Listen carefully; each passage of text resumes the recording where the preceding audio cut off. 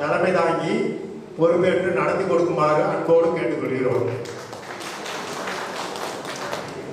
அடுத்து மறைந்த எம்டி திரு ரெங்கநாதன் அவர்களின் மறைவிற்கு இக்கூட்டத்தில் ஒரு 2 நிமிடம் அனைத்து உறுப்பினர்களும் விருந்தினர்களும் சிறப்பாளர்களும் மௌன அஞ்சலி செலுத்த வேண்டுமாறு கேட்டுக்கொள்கிறோம்.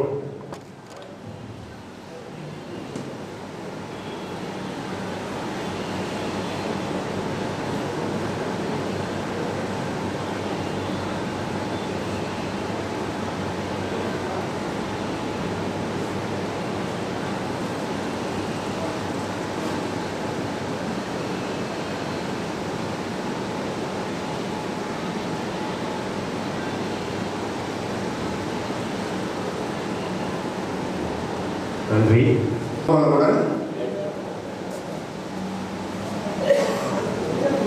இன்று நடைபெற ஆரம்பிக்கின்ற இந்த கூட்டத்துக்கு வந்துள்ள அனைவரையும் திரு கேசவன் அவர்களை வருக என வரவேற்கிறேன். செயலாளர் எனது அன்புக்குரிய நண்பர் திரு கே பொன்ராஜ் அவர்களை வருக என வரவேற்கிறேன். பொருளாதாரம் 2025-26 வரவு செலவு கணக்குகளை தாக்கல் செய்ய உள்ள எனது பாசமிகு நண்பர் திரு எஸ் மாரியப்பன் அவர்களை வருக என வரவேற்கிறேன். மற்றும் சட்ட ஆலோசகர் கோவைப்பறவை திரு சிங்காரம் சார் அவர்களையும் வருக என வரவேற்கிறேன். மற்றும் மதுரை டிவிஷன் துணைத் தலைவர் முருகானம் சார் அவர்களையும் Virudhunagar division DM Arunachalam sir அவர்களையும் திருநெல்வேலி பொருளாளர் ஜெயகோபால் அவர்களையும் தூத்துக்குடி பொருளாளர் ஜவஹர் அவர்களையும் திண்டுக்கல் ராசையா அவர்களையும்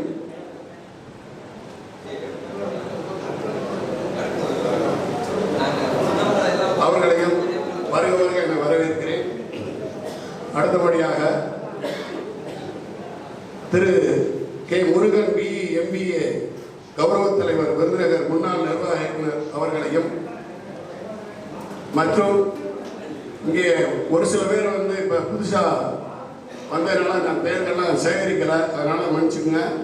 அவர்களையும் அத்தனை பேரையும் இந்த கூட்டத்திற்கு வருகின்ற நமது தொழிலாளர் அனைவரையும் வருக என வரவேற்று நிகழ்ச்சியை ஆரம்பமாக போகிறது. மற்றபடி நன்றியுரை ஆற்ற உள்ள விருதுநகர் சங்கத்தின் செயலாளர் அன்புக்குரிய எஸ் சுப்பிரமணியன் அவர்களையும் வருக என வரவேற்று இந்த வரவேற்பை முடிக்கிறேன். மதுரை மண்டலம் மற்றும் திருநெல்வேலி மண்டலம், தூத்துக்குடி மண்டலம், திண்டுக்கல் மண்டலம் அனைத்து இடங்களிலிருந்தும் நமது கூட்டத்திற்கு சிறப்பு சேர்ந்து வந்திருக்க சிறப்பாளர்கள் அனைவரையும் அன்போடு விருதுநகர் மண்டல கோவைப்பறவை சார்பாக வரவேற்பு கொள்கிறோம். அடுத்ததாக அண்ணன் திரு கேசவன் அவர்கள் உரையாற்றுவார்.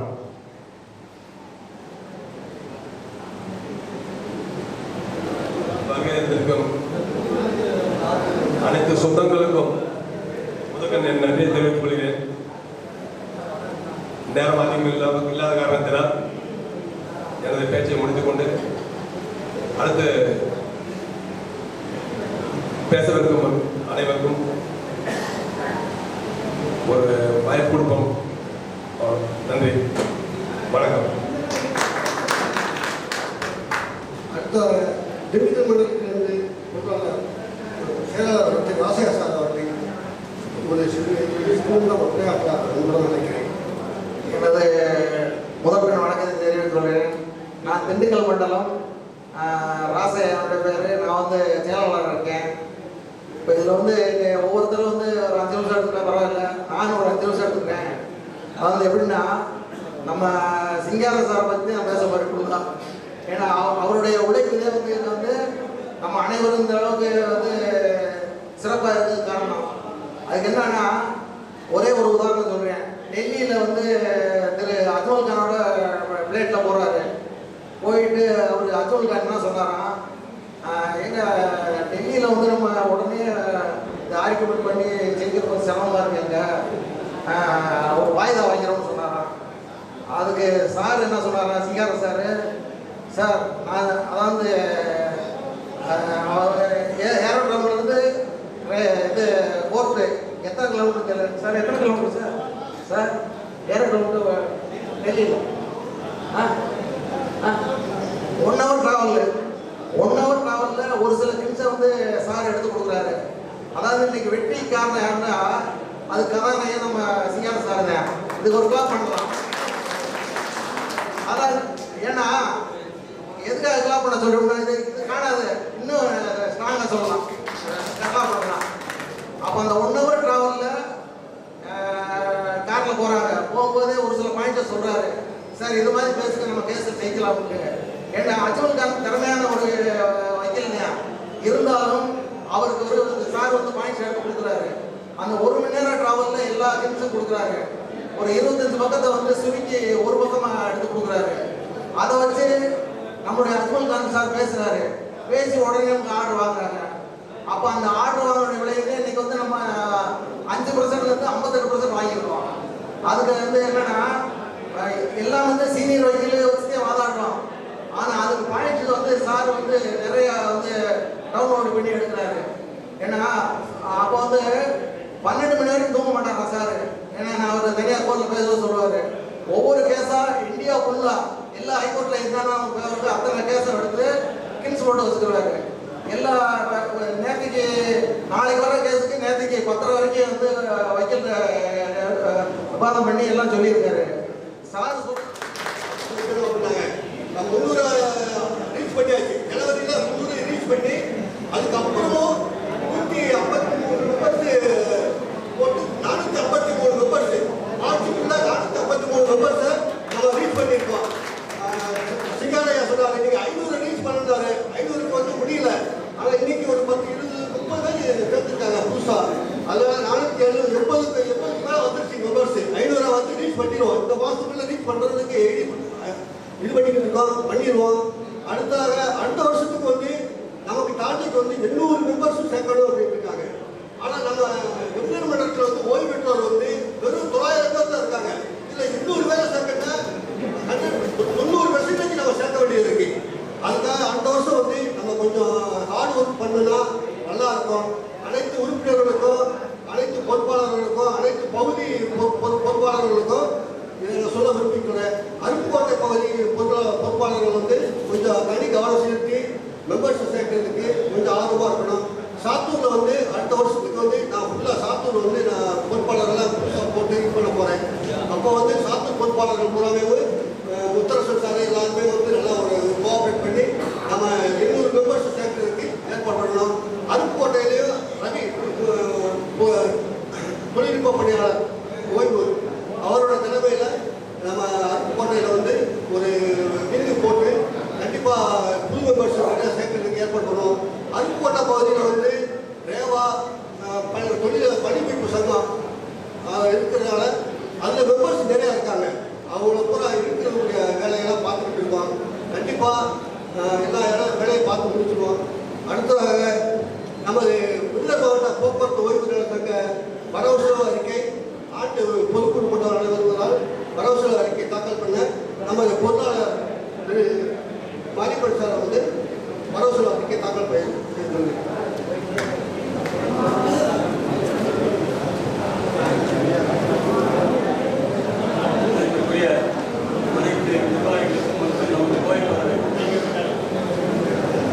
கோவை பதவி சட்ட வல்லுநர் சார் அவர்களுக்கும் ஏனைய மண்டல நிர்வாகிகள் திண்டுக்கல் சார் அவர்களுக்கும் தூத்துக்குடி திருநெல்வேலி கன்னியாகுமரியிலிருந்து வந்த அனைத்து பேருக்குமே நன்றி முதற்க நினைவு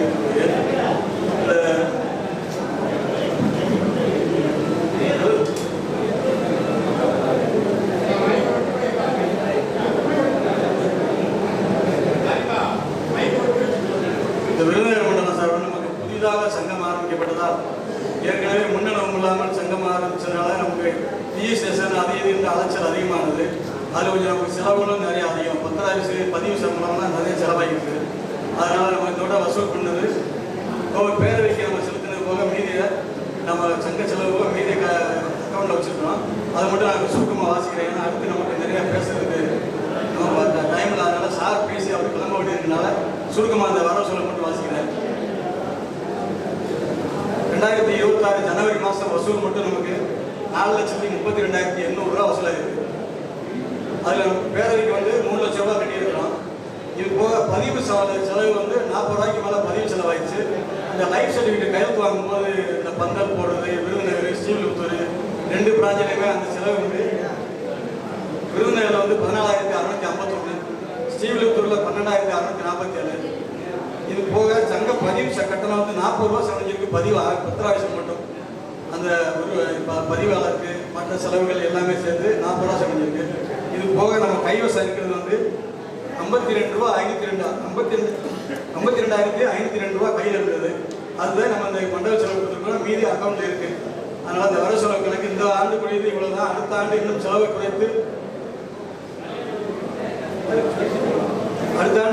குறைத்து நம்ம சங்கத்துக்கு சட்ட வல்லுநர்கள் போராடுவதற்காக அவர்களை அலைச்சலை பெரிதுபடுத்தி நாம் அவர்களுக்கு ஒத்துழைப்பு கொடுப்பதற்காக இன்னும் நம்ம வசூலை கூட்டிக் கொடுப்பதற்காக அனைவரும் வழக்கு நிதியை மனமோர்ந்து கொடுக்க வேண்டி கேட்டுக்கொள்கிறேன். இத்துடன் நன்றிப்படுத்திக்கிறேன்.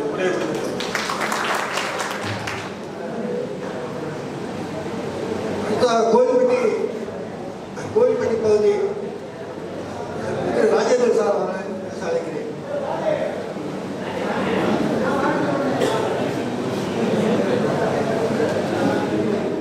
அத்தனை ஓய்வூதிய தொழிலாளர்கள் அனைவருக்கும் வணக்கம் தெரிவித்துக் கொள்கிறேன். நான் கோயில்பட்டியில் பணிபுரிந்து ஓய்வு பெற்றேன். 1975 110 நம்ம தொழிலாளர்களை சேர்த்து ஒரு 1,10,000 ரூபா மதுரையில் கட்டினேன். இப்போது நமது தொழிலாளர்கள் அனைவரும் சேர்ந்து கிட்டத்தட்ட ஒரு 170 தொழிலாளர் அதாவது மெம்பர்களை சேர்த்து கிட்டத்தட்ட ஒரு 2,4 லட்சம் ரூபா வசூல் பண்ணி அதை திருநெல்வேலி பொறுப்பாளரிடம் நாங்கள் ஒப்படைத்தோம். அதாவது 165-70 வரை உள்ள தொழிலாளர்கள் புறம் நம்மிடம் சேர்ந்திருக்கிறார்கள். ஆனால் ஒவ்வொரு தொழிலாளரும் இப்பொழுது போன தடவை அதாவது சரமாரிப்பன் தம்பி நம்மை தேடி கொண்டாந்து தம்பி சரமாரிப்பன் அவர் என்னை தேடி வந்து அதாவது தேவர்குளம் மாணிக்கம் அவர்கள் என்னை தேடி வந்து 1,500 ரூபாய் கொடுத்தார்கள். இந்த வருடமும் 1,500 ரூபாய் தேடி வந்து கொடுத்தார்கள். ஆனால் சில பேர் 10,000 ரூபாய் 15,000 ரூபாய் வாங்குகிற தொழிலாளர் அனைவருமே இப்பொழுது பார்த்து திரும்பி கொண்டு போகிறார்கள். அது என்னவென்று எனக்கும் புரியவில்லை. அதுக்கு ஒரு சின்ன பாட்டு சொல்லலாம். அது எப்படி என்றால், பணம் இருக்கும் மனிதனிடம் மனம் இருப்பதில்லை, மனம் இருக்கும் மனிதனிடம் பணம் இருப்பதில்லை. அந்த தொழிலாளர் அத்தனை பேருமே நமக்கு ஒத்துழைப்பு கொடுக்க வேண்டும் என்று நான் விரும்பி வேண்டி கேட்டுக்கொள்கிறேன். அதாவது எல்லாரும் சேர்ந்தால்தான் ஐயாவை சிங்கராய தூக்கி விடும். அதாவது 2 தடவை 3 தடவை பிள்ளைகளை போய் நமக்காக அவருடைய குடும்பத்தை விட்டுட்டு நமக்காக பாடுபடுகிறார்கள். அத்தனை கோவை பேரை தலைவர் அனைவருக்கும் நான் தலை வணங்கி வரவேற்கிறேன். அத்தனை பேருக்கும் எனக்கு வணக்கத்தை தெரிவித்துள்ளேன். ஏன்னா அத்தனை பேரும் பாடுபடுகிறார்கள். நாம் துட்டை மாசம் ஏடிஎம் கார்டை கொண்டு கொடுத்து துட்டை வாங்கிட்டு போய்கொண்டே இருக்கிறோம். ஆனால் இந்த காசு நமக்கு எப்படி வருகிறது அப்படி என்று எல்லாரும் நினைக்க வேண்டும். 93,000 தொழிலாளர்களும் அதை உணர்ந்து செயல்படுத்துங்கள். தயவு செய்து கோவை பேரவைக்கு அத்தனை மெம்பர்களும் வந்து சேருங்கள். அத்தனை பேரும் சேர்ந்தால்தான் நமக்கு பாடுபட்டது பலன் கிடைக்கும். அடுத்தது நமக்கு டிஏ வரப்போகிறது. ஐயா சொல்லிவிட்டார்கள் சிங்காரம் என்ற சிங்கம் சொல்லிவிட்டது. நமக்கு அடுத்த டிஏ நமக்கு அத்தனை மொத்தமாக கிடைக்க ஏற்பாடு செய்து கொண்டிருக்கிறார்கள். நாம் அனைவரும் கைகூர்ந்து கூப்பிட்டு கேட்டுக்கொள்கிறேன். நீங்கள் சொந்தா சேருங்கள், வழக்கு நிதி கொடுங்கள் என்று உங்களை தாழ்மையுடன் கேட்டு விடைபெறுகிறேன். வணக்கம், நன்றி. 5ஆம் மாதம் நமக்கு அன்னபூரணி, அதாவது நமக்கு இப்பவும் அன்னம் படைத்துக் கொண்டிருக்கிறார். அவர்களுக்கு வாழ்த்து தெரிவிக்க அனைவரும் கைதட்ட வேண்டும் என்று உங்களை விரும்பி கேட்டுக்கொள்கிறேன். பணம் எல்லாரிடம் இருக்கிறது, ஆனால் மனவனும் அவர் போன வருடம் 5ஆவது மாதம் சிவகாசியில் அத்தனை நபர்களுக்கும் உணவு அளித்தார்கள். இப்பொழுதும் அவர்கள் முன் வந்து உணவு அளிக்கிறார்கள். அவர்களுக்கு குடும்பம் வாழ்க வாழ்க வளர வேண்டும் என்று நான் வாழ்த்து விடைபெறுகிறேன். வணக்கம்.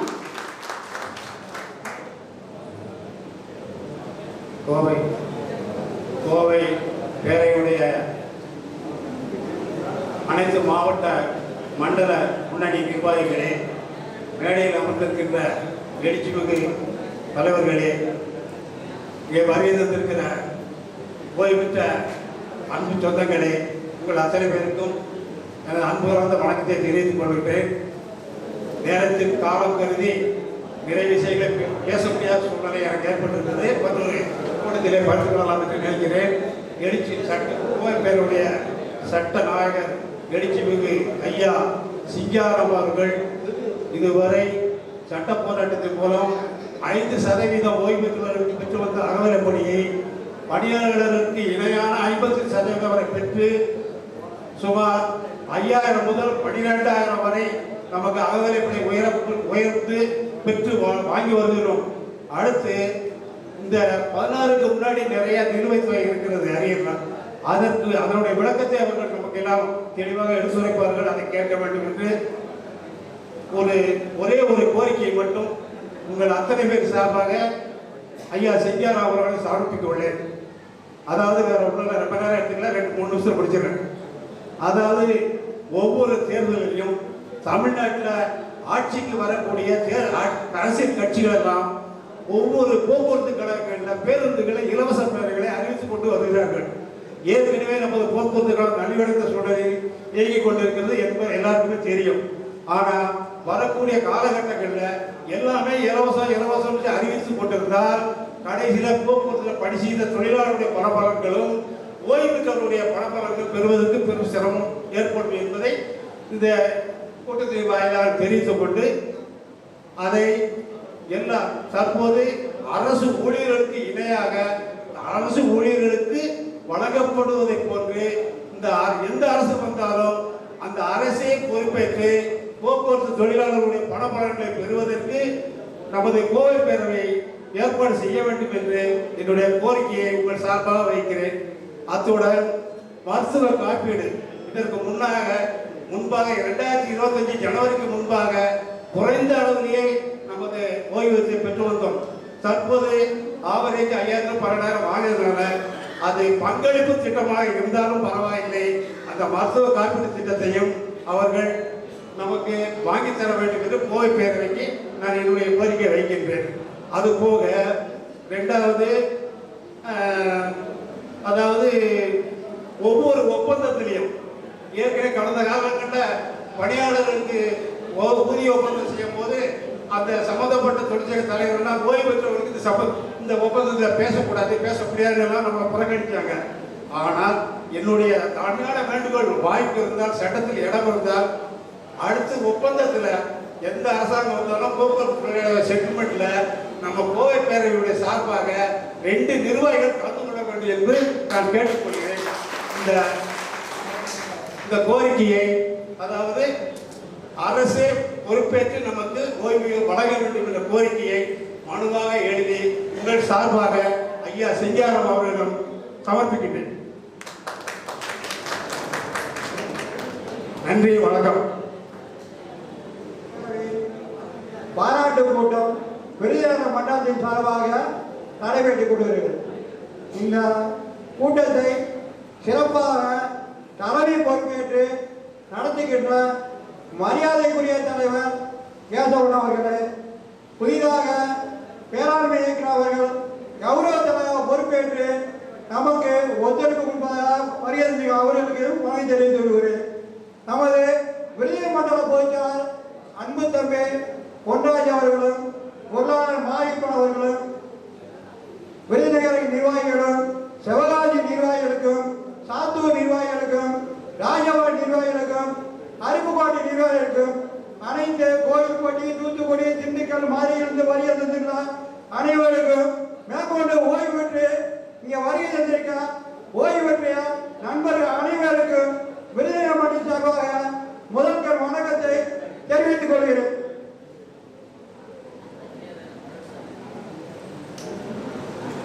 நமக்கு இந்த கூட்டத்தில் நாயகன் யார் என்று எல்லா அனைவருக்குமே தெரியும். எப்படி அனைவருக்கும் தெரியும் என்றால் 2024 டிசம்பர் வரைக்கும் நம்மளுடைய வாழ்க்கையை இருட்டாத்தான் இருந்துச்சு. 2025 பிப்ரவரி மாதத்துக்கு அப்புறம் தான் கொஞ்சம் வெளிச்சம் ஆரம்பிச்சு. 2026 பிப்ரவரி மாதம் ஜனவரி மாதத்துக்கு அப்புறம் தான் நமக்கு வாழ்க்கையில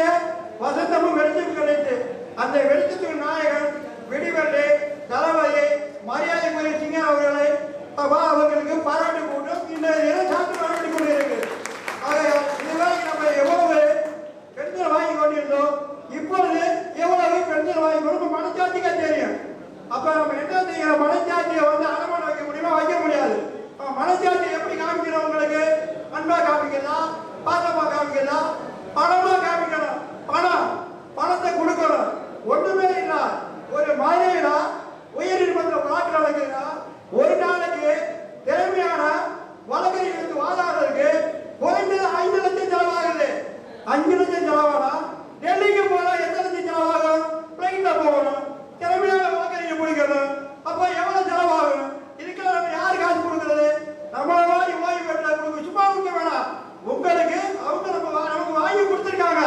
வாங்கி கொடுத்து விசுவாசமா உறுப்பினர் அதிகப்படுத்தணும். வழக்கு நிதி கொடுக்கணும். வழக்கு நிதி கொடுக்குறோமா?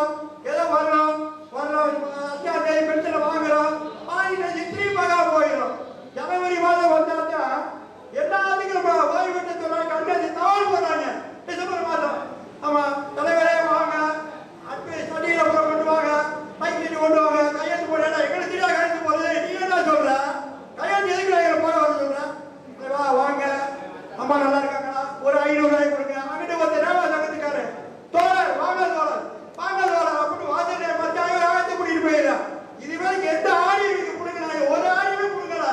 இது வரைக்கும் கொடுங்க ஆடியோ கூட தேவையில்லாத ஆடியோ. நமக்கு என்ன செஞ்சிருக்காங்க? இப்ப மூத்த ஆரம்பிச்சிருக்காங்க பாருங்க. இந்த ஓய்வு பெற்ற பணம் கொடுத்தாச்சு. யாரு கொடுத்தா? சர்க்கார கொடுத்திருக்காங்க. எது கொடுத்தாங்க? 35 வருஷம் வேலை வந்து கொடுத்திருக்காங்க. உடனே காசு கொடுக்கணும். வீடு வேலை போறாங்க. ரேவா சங்கத்துக்கார வீடு வேலை போய் 5000 கூட 10,000 கூட வைக்கிறான்.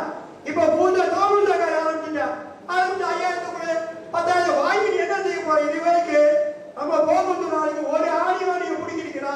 ஒரு நாளாவது பஞ்சபட்சத்தில் பேசிருக்கிறான். உங்களுக்கு காசு கொடுக்கணும். இங்க இருக்காங்க, எங்க வாழ்க்கை விடிவெள்ளி வந்து இங்க இருக்காங்க. நம்ம கொடுக்க முடியும் யாருக்கு?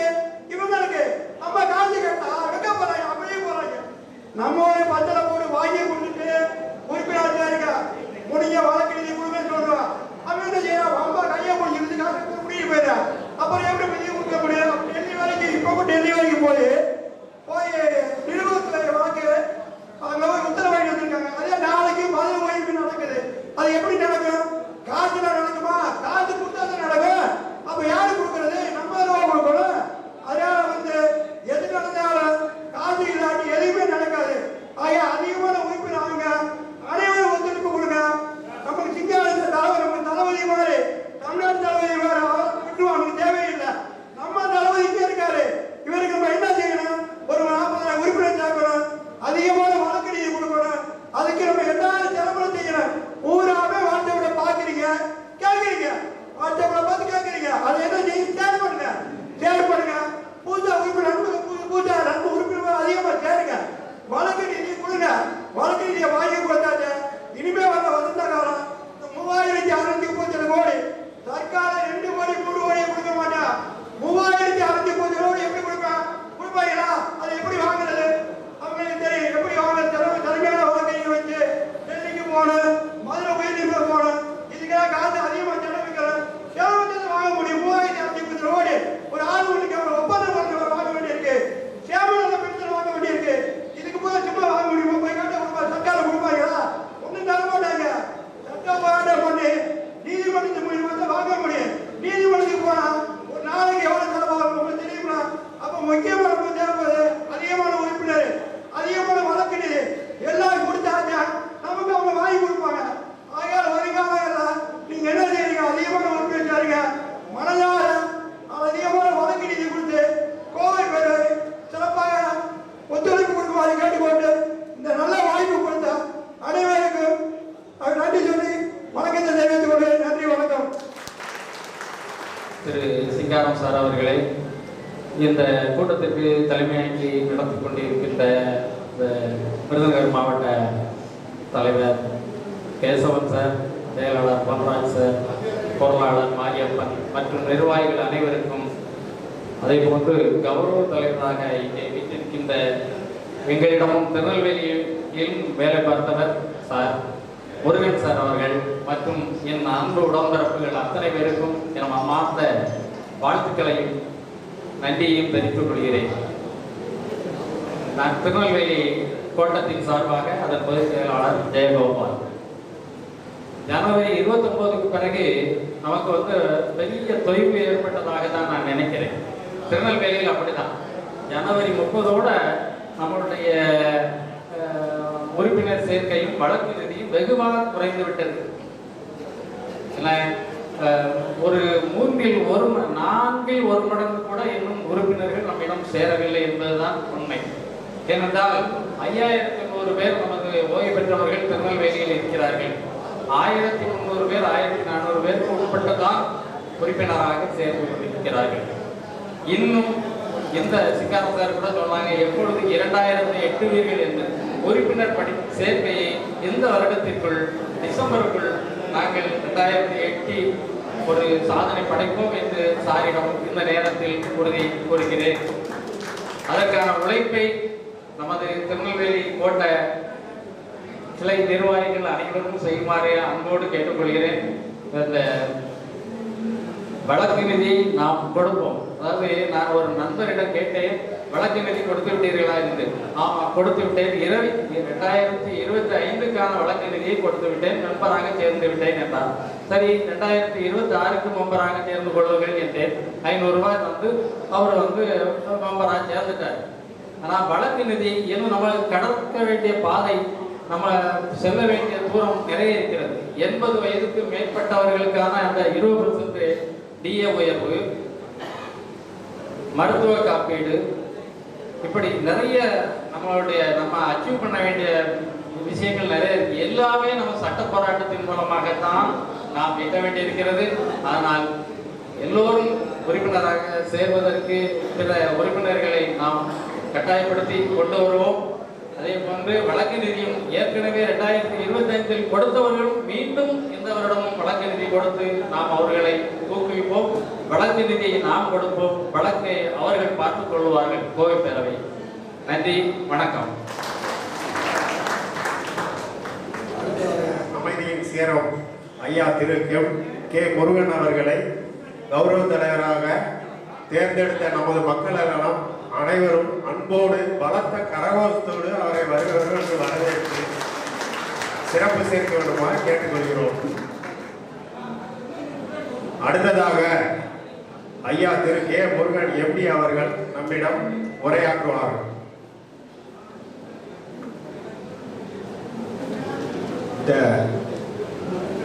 சாத்தூர் கூட்டத்திற்கு வந்திருக்கும் முதலில் கோவை பேரவையில் இருந்து நமக்காக வந்திருக்கும் திரு சிங்காரம் சட்ட ஆலோசகர் அவர்களை, மற்றும் விருதுநகரிலிருந்து வந்திருக்கும் நமது அருணாச்சலம், முருகானந்தம் மற்றும் நமது விருதுநகர் செயலாளர் பொன்ராஜ், நமது தலைவர் கேசவன் மற்றும் மாரியப்பன் மற்றும் விருதுநகர் நண்பர்கள் அனைவரையும் எனது வணக்கத்தை தெரிவித்துக் கொள்கிறேன். மேலும் இந்த மீட்டிங்காக திருநெல்வேலியிலிருந்து வந்திருக்கும் பொதுச் செயலாளர் ஜெயகோபால் அவர்களையும் மற்றும் திண்டுக்கல்லிலிருந்து வந்திருக்கும் திரு ராசையா அவர்களையும் மற்றும் கோயில்பட்டியிலிருந்து வந்திருக்கும் தலைவர் ராஜேந்திரன் அவர்களையும் மற்றும் கோயில்பட்டியிலிருந்து வந்திருக்கும் நமது சொந்தங்கள் ஹரி மற்றும் நிறைய பேர் வந்திருக்காங்க. கோயில்பட்டியிலிருந்து கணேசன் அப்படின்னு ஒரு 4-5 பேர் நமக்கு ரொம்ப நெருங்கிய நண்பர்கள் வந்திருக்காங்க. நம்ம மேல உள்ள பாசத்தினால இங்க வந்திருக்காங்க. அதே மாதிரி நம்ம இதுல இருந்து வந்திருக்கும் கோயில்பட்டிலிருந்து நிறைய பேர் வந்திருக்காங்க. தூத்துக்குடியிலிருந்து ஜவஹர் ஒருத்தர் வந்திருக்காரு, தூத்துக்குடி செக்ரட்டரி, அவரு வந்திருக்காரு. நான் எல்லா ஊர்ல இருந்ததுனால எல்லாரும் ரொம்ப பாசமா இருந்தாங்க. உங்க விருதுநகர்ல எவ்வளவு தூரம் பாசமா இருந்தீங்களோ அதை விட பாசமா கோயில்பட்டி, திருநெல்வேலி, தூத்துக்குடி எல்லாம் இருந்தாங்க. அதனால இந்த மீட்டிங் எல்லாரும் வந்ததுக்கு நன்றி தெரிவித்துக் கொள்கிறேன். மற்றும் இந்த மீட்டிங் எதுக்கு போடுறோம்னா, நான் 2016 ரிட்டையர் ஆனேன் பிப்ரவரி மாதம். அப்போ ஆரம்பித்த பிரச்சனை 5% டிஏ கொடுத்தாங்க. டிஏ 5% அவ்வளோதாங்க அப்படின்ட்டாங்க. அதுக்கப்புறம் போட மாட்டாங்க. 10 வருஷம் போராட்டம், கஷ்டப்பட்டு போராடணும், கேஸ் போட்டோம். 2016 ஆரம்பித்த உடனே ஒரு 6 மாதத்துக்கு கம்முன்னு இருந்தோம். கொடுக்கலன்னு சொன்ன உடனே கேஸ் போட்டோம். கேஸ் போட்டு அப்புறம் ஆர்டர் வாங்கி அப்புறம் டிஏ கொடுக்கும்போது என்ன சொல்லிட்டாங்க, அதெல்லாம் இல்லை 5 தான் அப்படின்ட்டாங்க. நீங்கள் சேலஞ்ச் பண்ணி வாங்கிக்க விட்டாங்க. இப்போ நாங்கள் ஒரு 5 எம்டி சேர்ந்து கேஸ் போட்டோம். நம்ம இதில் நாகேந்திரன் கேள்விப்பட்டிருப்பீங்க, ஒரு 5 எம்டி சேர்ந்து கேஸ் போட்டோம். அந்த சமயத்தில் கோவை பேரவையிலேருந்து மதுரைக்கு வந்திருந்தாங்க. அவங்களும் சேர்ந்து நம்ம கூட சேர்ந்துக்கோங்கன்னாங்க. உடனே நாங்களும் சேர்ந்துக்கிட்டோம். சேர்ந்து எல்லாரும் சேர்ந்து 18ல் கேஸு போட்டாச்சு. டிஏ ஃபுல் டிஏ வேணும், 7th பே படி வேணும் அப்படின்னு சொல்லி கேஸ் போட்டோம். போட்டு வாய்தாவாக போயிருந்தது. அதை வாங்குறதுக்குள்ள படாத பாடுபட்டோம். பட்டு கடைசியில் 2025 முதல் அடியே கிடைச்சது. பார்த்தீங்கன்னா எல்லாருக்கும் தெரியும். 25 இருந்து கொஞ்சம் கொஞ்சமாக 5 இருந்து 14 ஆச்சு, 16 ஆச்சு, அப்படியே வந்து இப்போ 58% வாங்கிட்டோம். அது வந்து 2025 வருஷத்தை மறக்க முடியாது. நமக்கு கிடைக்காத கிடைச்சிருக்கு. எவ்வளோ பேர் கம்மியாக வாங்கியிருப்பீங்க, அதெல்லாம் சேர்ந்து இப்போ கிடைச்சது ரொம்ப விஷயம். இப்போ நம்ம என்ன செய்கிறோம், இன்னும் ஏன் மீட்டிங் போடுறோம்னா டிஏ வாங்கியாச்சு, பட் இன்னும் நம்ம இவ்வளவு நாள் 10 வருஷம் வாங்க விட்டோம்ல அரியர், அதை எப்படியாவது வாங்கணும் அப்படிங்கிறத நம்ம மோட்டிவ். அதை எப்படி வாங்கணுங்கிறது தான் கோவை பேரவை போல வாங்குறதுக்கு சிங்கார சார் வந்திருக்காரு. அவருக்கு நம்ம எல்லா விளக்கமும் அளிப்பாரு எப்படி அந்த அரியரை வாங்குறது. சில பேருக்கு கொஞ்ச நாள் இருக்கும், சில பேருக்கு எங்களுக்கெல்லாம் 10 வருஷம் அரியர், சில பேருக்கு 8 வருஷம், சில பேருக்கு 7 வருஷம் இருக்கும். அது மாதிரி கொஞ்சம் அந்த ஆளுகிட்ட பொறுத்து இருக்கும் அரியர். அதை வந்து டிஏ வாங்குறதுக்கே என்ன பாடுபட்டோம், 10 வருஷம் ஆச்சு. 9 வருஷம் கழிச்சு 10ஆம் வருஷத்தை கிடைச்சிருக்கு. அரியர் வாங்குறதுக்கு எப்படி இருக்கும்னு பார்த்துக்கோங்க. அதான் சொல்லியிருக்கோம், அரியரையும் ஒரு 5-6 மாசத்துல வாங்கணும், எல்லாத்துக்கும் வாங்கி தரணும் சொல்லி கோவை சிங்கார சார்ட்ட வேண்டிக்கிறேன். ஏன்னா அவங்க தான் இதெல்லாம் நல்லா எடுத்து நடத்துறாங்க. அதுக்கு வந்து நம்ம சப்போர்ட்டா இருக்கணும். இப்ப பொன்ராஜ் சொன்னாரு 483 பேர் சேர்த்துட்டோம்னாரு. உண்மையிலேயே பாராட்டுனேன். 800ல 489னா 50% தாண்டிடுச்சு. அதுக்கு பொன்ராஜும் அவங்க டீமுக்கும் நல்ல ஒரு வாழ்த்து தெரிவிக்கணும். அது ரொம்ப சிறப்பான காரியம். நாங்கள திருநெல்வேலியிலே நிறைய சேர்த்துப்பாங்கன்னு நினைச்சோம். அவங்க இன்னும் 50% வரல. நம்ம இதில் நல்லா சேர்த்துருக்காரு. இதெல்லாம் உங்களுடைய ஒத்துழைப்பு, நம்ம பழகின பழக்கம், அதனால நம்ம சொன்னா கேட்பாங்க எல்லாரும். அதனால வந்து இந்த அளவுக்கு ஆள் சேர்த்துருக்கு, அந்த அளவுக்கு இது பண்ணியாச்சு. எப்படியும் அந்த அரியரை கொஞ்சம் கொஞ்சமாக வாங்கணும், ஒரு இன்ஸ்டால்மெண்ட்டாவது போட்டு வாங்கணுங்கிறத மெயின் எய்ம். அதுக்காக தான் இந்த மீட்டிங்கு. எல்லா ஊர்லேயும் போட்டாச்சு, சாத்தூரில் மட்டும் போடலைன்னு சொன்னாங்க. அதனால பொன்ராஜ் போட்டே ஆகணுட்டாரு, சரின்னு சொல்லி போட்டாச்சு. இப்போ நாளைக்கு கேஸ் வருது, அதில் என்ன சொல்கிறாங்கன்னு பார்ப்போம். எப்படியே இருந்தாலும் இன்னொரு 1-2 வாய்தா வாங்கியாது அரியரை நம்ம 95,000 தொழிலாளர்களுக்கும் வாங்கி கொடுக்கணுங்கிறத நம்மளுடைய நோக்கம். 2வது இப்போ 30,000 மெம்பர் ஆயிருக்காங்க கோவை பேரவையில். என்ன அதை இன்னும் கொஞ்சம் கூட்டி நம்ம நிறைய ஸ்ட்ரென்த்து சேர நமக்கு ஒரு இது. 2வது இப்போ மறுபடியும் டிஏ 2% கூட்டியிருக்காங்க. அது இன்னும் ஒரு 2-3 மாதம் பார்த்துட்டு கொடுக்குறாங்களாங்கிறதையும் பார்க்கணும். என்ன ஆட்டோமேட்டிக்காக கூடணுங்களா, கூடுதா அப்படிங்கிறதையும் நம்ம கவனிக்கணும். அதனால இந்த மாதிரி நிறைய வேலைகள் இருக்கிறதுனால நம்ம எல்லாரும் யூனிட்டாக இருந்தால் தான் செய்ய முடியும். நம்ம எல்லாம் தனித்தனியாக இருந்தோம்னா ஒன்றும் ஆகாது. அதனால எல்லாரும் ஒற்றுமையாக இருந்து இந்த அரியரை வாங்குறதுக்கு வழி நடத்தினா அதுக்கு நம்ம சிங்கார சார் துணை புரிவார். அவர் இந்த இதை பற்றி கோவை பேரவையை பற்றி விளக்கமாக சொல்லுவார், எப்படி நடக்குது. சுப்ரீம் கோர்ட்டில் இப்போ போயிட்டு வந்தாங்க. இப்போ ஒரு கேஸ் போட்டோம் சுப்ரீம் கோர்ட்டில் போய் உடனே கொடுக்கணும்னு. அவங்க என்ன சொல்லிட்டாங்க, அதெல்லாம் இல்லை, 29 வாய்தா கொடுத்துருக்கு, சீக்கிரம் கொடுங்கன்னு போட்டு ஆர்டர் கொடுத்தாங்க. நம்ம நினைச்ச ஒரு 6 மாசத்துல கொடுங்கன்னு சொல்லுவாங்கன்னு பார்த்தா அப்படி இல்லாமல் 29 வாய்தா வந்திருக்கு, சீக்கிரம் கொடுங்கன்னு போட்டு ஆர்டர் கொடுத்துட்டாங்க. ஏன்னா அதனால ஃபர்தரா நாளைக்கு வர கேஸ்ல என்ன ஆகுதுன்னு தெரியல. எப்படியா இருந்தாலும் இந்த அரியரை வாங்கி நமது தொழிலாளர்களுக்கு எல்லாம் வாங்கி கொடுக்க வேண்டுங்கிறத ஒரு நோக்கம். அதனால இவ்வளவு தூரம் சிறப்பித்து வந்த நமது விருதுநகர் தொழிலாளர்கள் மற்றும் வேறு கிளையிலிருந்து வந்த நமது வேறு மண்டலத்திலிருந்து வந்தவர்களுக்கும் எனது வணக்கத்தையும் நன்றியையும் தெரிவித்துக் கொண்டு விடைபெறுகிறேன். நன்றி, வணக்கம்.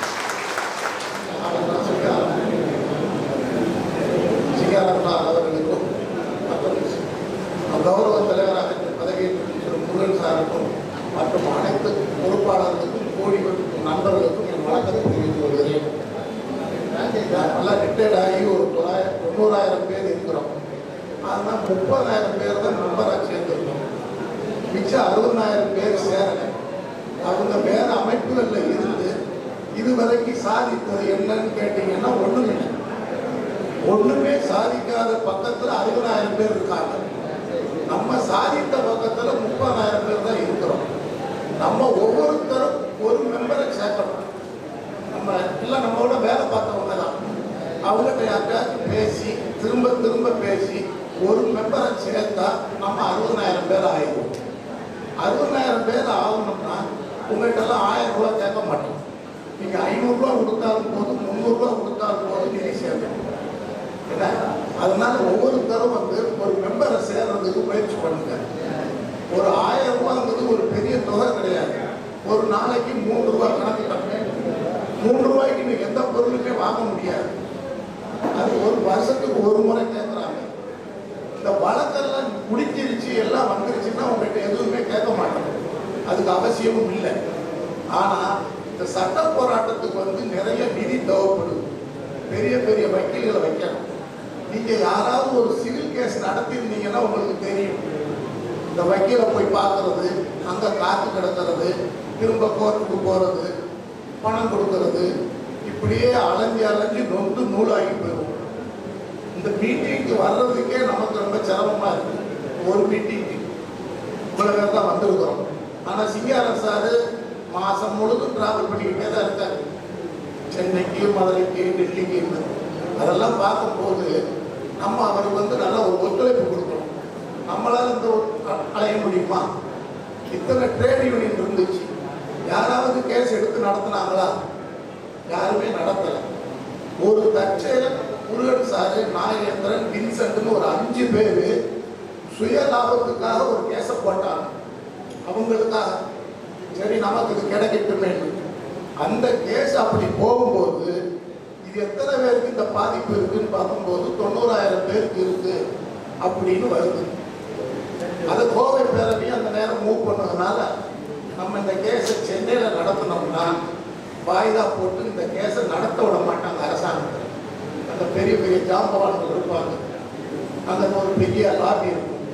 இதை மதுரையில் போட்டோம்னா இந்த கேஸ் வேகமாக நடக்கும்னா அவங்க மதுரைக்கு வந்து போட்டு இதை நடத்திக்கிட்டு இருக்கிறாங்க. அதனால் எல்லாரும் இதை கொஞ்சம் சீரியஸாக எடுத்து பாருங்க. இந்த அரியர்ஸே 3000 கோடி வருது. 90,000 பேருக்கு 3000 கோடியை பங்கு வச்சா எனக்கெல்லாம் 10 லட்சம் வரும்னு சொல்கிறாங்க. 10 லட்சம் வராட்டால் எனக்கு ஒரு 8 லட்சம் வரும், மற்றவங்களுக்கு 5 லட்சம் 4 லட்சம்லாம் வரும். இந்த அரியர்ஸே நீங்கள் கொஞ்சம் யோசித்து பாருங்க. நமக்கு வயசாகி போச்சு, இன்னும் நம்ம ரொம்ப காலம் இருந்து இதெல்லாம் வாங்க முடியாது. அதனால் கொஞ்சம் முனைப்பாக எவ்வளோ சீக்கிரம் வாங்க முடியுமோ வாங்கணும்னு ஆண்டவனையும் பிரார்த்தனை பண்ணிட்டு வந்தேன். உங்களுக்கான வேலையும் செய்யுங்க. ஒவ்வொருத்தரும் ஒரு மெம்பர் சேர்க்கலாம்ல. எப்படி நம்ம ஆளுகளை பார்த்து பார்த்து பேசிக்கிட்டு இருக்கோம், கொஞ்சம் கொஞ்சம் பேசுங்க, மனம் விட்டு பேசுங்க. அவங்களுக்கு புரியாதுங்க, அவங்க அப்படியே ஒரு யூனியன்ல இருந்து அப்படியே பண்ணுவாங்க. ஏன்னா ஒரு 2 நாள் லீவ் எடுக்கிறது கூட ஒரு தலைவரை சுட்டிக்கிட்டே தெரிவாங்க. அவங்களுக்கு அவ்வளோதான் புரியும். இப்படிப்பட்ட கோவில் சமாச்சாரங்கிறதெல்லாம் தெரியாது. நம்மளை உங்களால் நடத்த முடியுமா? நம்ம தனிப்பட்டால நடத்த முடியாது.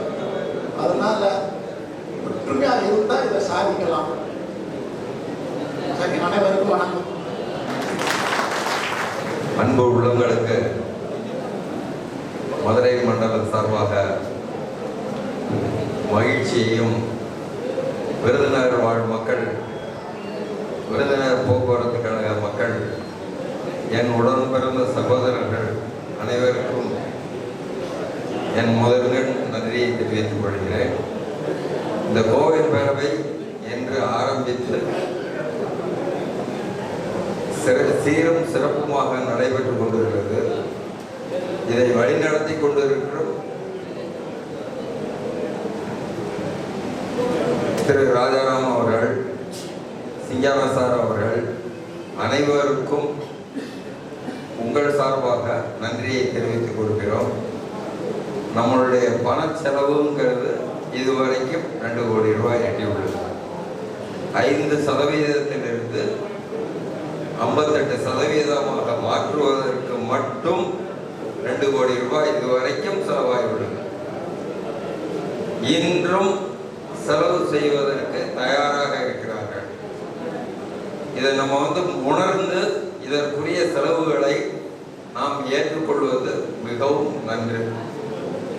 நன்றி. வணக்கம். போகிய நம்மளுடைய நம்பிக்கை நட்சத்திரம் ஐயா, அன்பின் சிகரம் திரு சிங்காரம் சார் அவர்கள் நேற்று, இன்று, நாளை, நேற்று வரை எவ்வளவு சிரமப்பட்டார், இன்று வரை என்ன சிரமப்பட்டார், நாளை என்ற பாணியில் சிறப்புரையாற்றுவார். அவருக்கு பலத்த கரவத்துடன் வரவேற்று கொடுக்கிறோம்.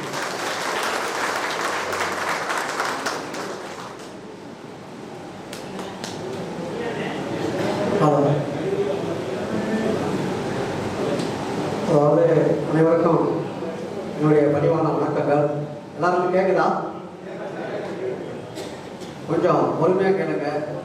கொஞ்சம் சிரமம் தான், ஏன்னா உங்களுக்கு புரியும் இல்லையா? எப்போது ஒரு தடவை தான் உங்களை பார்க்க வரோம்.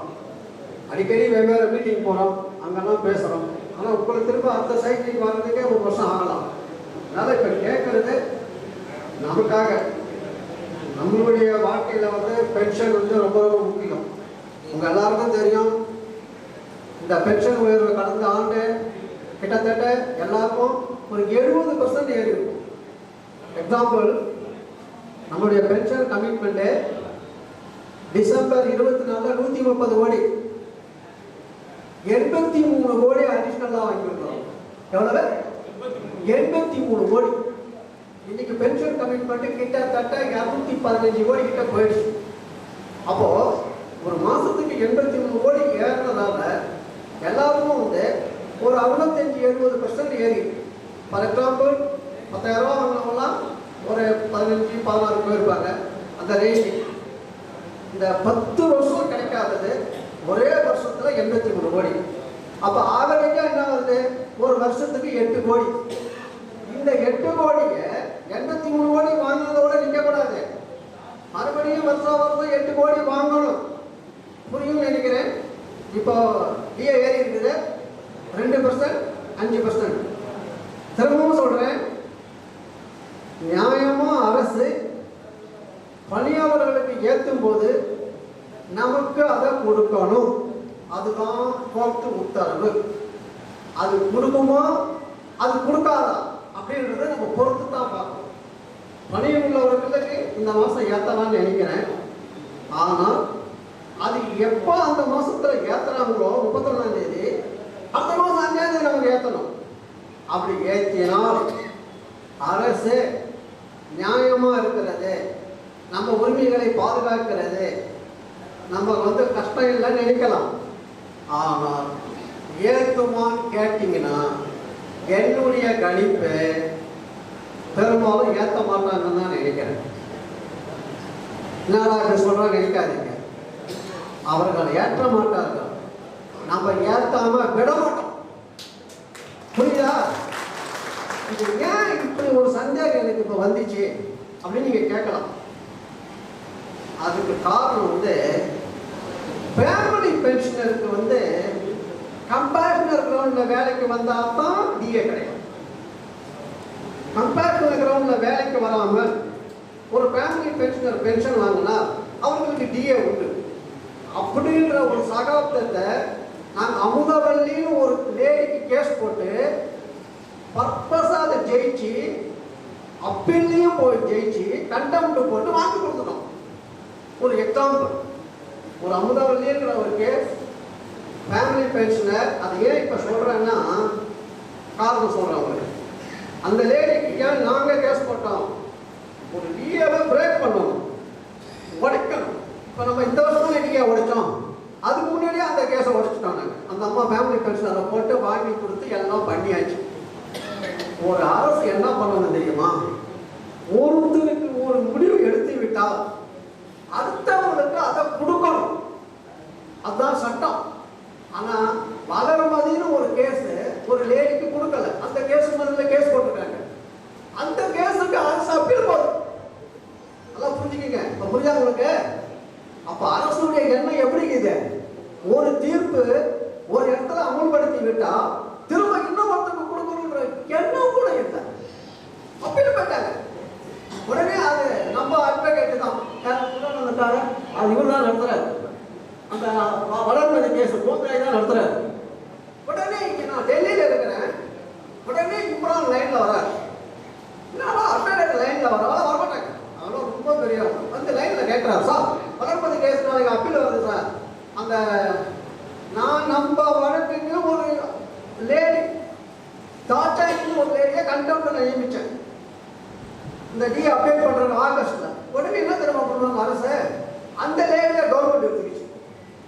அஜிமெண்டா கவர்மெண்ட் எடுத்துக்கிச்சு. நம்ம நல்ல ஆளுங்களா பார்த்து வைப்போம், அதெல்லாம் கவர்மெண்ட் எடுத்துப்போம். அது அர்த்தம் என்ன தெரியுமா? நல்ல ஆளுங்களை நம்மகிட்ட விடக்கூடாது. ஆனா ஒண்ணு புரியல அவங்களுக்கு.